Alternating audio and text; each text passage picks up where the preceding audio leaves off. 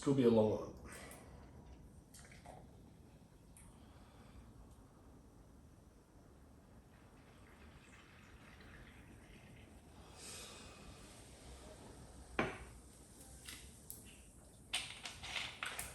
Well, I've been debating about making this video for quite some time. I've actually tried filming it about 6 times now, and every single time I get either frustrated, angry, disappointed, or I just lose track of what I need to say, purely for the fact that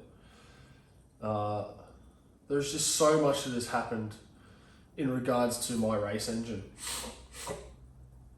Now, I've been talking about this race engine for a long time now. I dropped it off to be built in October last year. I made the choice to take an engine in, actually this engine right here, and I made the choice to take that engine in and get it done up as a fully built race engine for this series. Now, if you're not familiar with these cars, these are Hyundai XLs. They are 4-cylinder, naturally aspirated. About 1.5 litre, like they're nothing special. The way these things make their power, they get a lot of power through the head, and a few other little bits that you can do to the engines to actually make them go faster. And the development that has actually happened in these engines is insane. From over the last couple of years, is phenomenal. So much so that this car currently just has a stock engine, stock gearbox, and I just get swamped. Like, I get passed like I'm standing still. Not from a lack of trying, just that this thing's so down on power compared to all the other engines out there. So I made the choice to go and get another race engine built. And October last year, I dropped the engine off at an engine builder to be done. We had an agreement that I would pay for all the machining, all the parts, and he would take care of all the labor, which was fantastic. He said, bring the engine in, we'll pull it apart, we'll have a look over it, see what we need, and go from there. And I thought, beauty, I can handle that. So I took the engine in, and within 2 weeks I had my first invoice for $2,000, which was a little bit unexpected, but I kind of knew how much the build would probably be. And so I got that paid over the next month, and then I got my email saying, here's your final invoice for, I think it was about $1,400. It's beauty, it's okay, paid that. All this time I was back in Townsville for the Christmas holidays, coming back to Brisbane. I was anticipating this engine to be built, and came back, and just before the first race meet of the season, I think it was like late January, I went into the engine builder and said, hey, how's this engine going? Can we get it sealed? Now, our category has to have an engine sealer come and seal these engines. You have to essentially watch the engine be put together. And during that process, I booked an appointment with the engine sealer to come in and seal the engine. He turned up. I paid my $200 to get the engine sealed. And then the night before, I got another final invoice from this engine builder for $600, which is a little bit unexpected and kind of frustrating, but I get it. You know, parts cost money. It's understandable. So the engine sealer came down, paid my $200, left it in cash there, ready for him to seal the engine. And during the process, he deemed that the head had been machined fractionally too much. Now, I don't blame the machinist for this or the engine builder.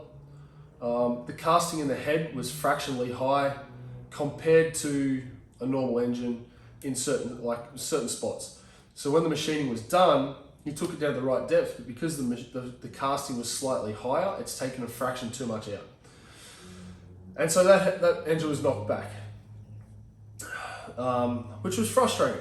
And not only for me, but for the engine builder, because he was a bit upset, to be honest.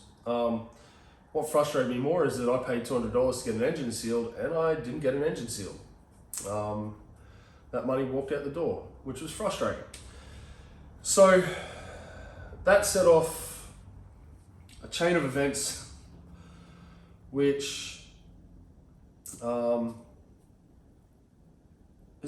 put me in a bit of an awkward situation. So within that whole process of me getting the engine sealed and it getting knocked back, the big round for all XL racers would like to do is Bathurst. Now, we had one state round before that, and at that state round it was noticed that some of the engines from this engine builder had been sealed by Motorsport Australia engine sealer, but was not our category specific engine sealer. Which then frustrated my engine builder further, and a whole range, without getting into specifics, a whole range of things happened where it became evident that getting my engine sealed and built, completed at this engine builder was not going to happen for me to race in the series I race in. So it would have been about a month or two later, I went in to see how the engine was going, if we had another head, get it going. Said, yep, but I also walked in there after another incident happened, not to do with my engine or anything like that, where essentially I was given three options. I could either leave it on the workbench and wait for it to be sealed, wait for it to be sealed by someone else, and I could run it in my category, which I don't know how long that would have taken. I could take the engine elsewhere and get it sealed somewhere else, or I could just give up on the series that I'm currently, I think, running fourth in the Masters category, and go to a different series. And really there was only one logical answer or thing for me to do. At that time, I wanted to think about it. So I left the business after seeing or hearing that information, and I called up who I call a patron saint of XL racing in Queensland, Gordon Smith.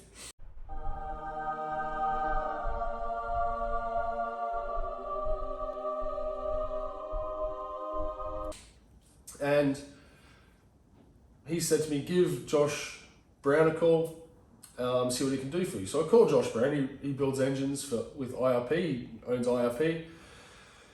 And he said, mate, more than happy to help you. So a week or two later, just recently, I went in, picked up my engine and took it down to Josh Brown at IRP for him to complete my engine build,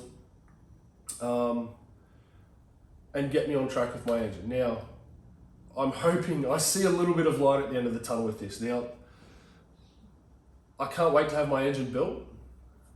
I'm incredibly frustrated, disappointed how this has all panned out. Since October last year to now, this process is meant to be very easy and streamlined, but it's not. And it wasn't in my case. So it actually made me question why I wanted to go racing a lot of the time. I felt very jaded with my motor racing, especially knowing I literally had an engine sitting on the bench that could be built and sealed, and I'm on track pushing my stock engine as hard as possible, and I'm getting passed like no tomorrow because I'm so down on power compared to everyone else. Now, again, I had to just race with that and do the best I can. And I'm at the point now where hopefully my race engine will be built for next round and I can get in the car and actually give it a crack and see how we go. But it has been an incredibly frustrating time.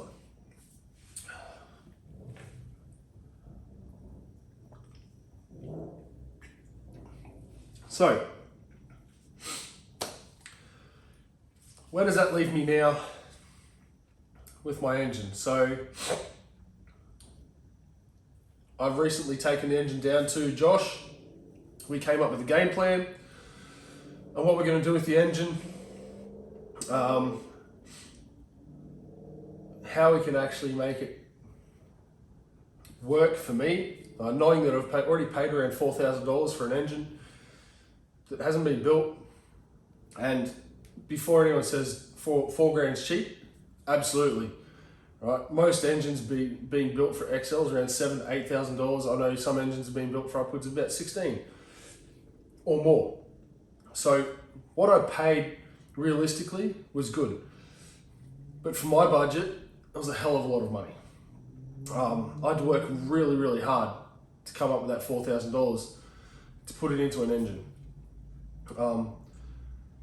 In saying that, I've had a lot of incredible support from people who know about my situation, who have offered to help, who have offered their advice, who have offered me engines. Gordon has offered me an engine. Brett Parrish has said, if I don't have my engine for next round, let him know. He might have an engine for me.